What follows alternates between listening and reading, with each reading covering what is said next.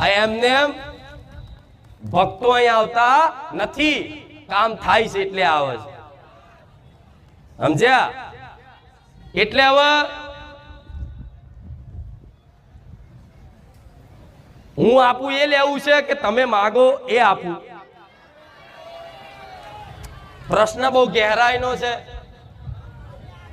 પ્રશ્ન બહુ ઊંડાણનો છે, પણ આ પ્રશ્નોમાં જ તમારું સુખ છુપાયેલું છે. બોલો, તમે માગો એ આપું કે હું જે આપવા માંગુ છું એ આપું? પાક્કું? ફરી ના જતા હું? હા. તો હું શું આલવા માંગુ છું હજુ એની કલ્પનાય નહીં, એના સપનાય નહીં આયા. જેવું સપને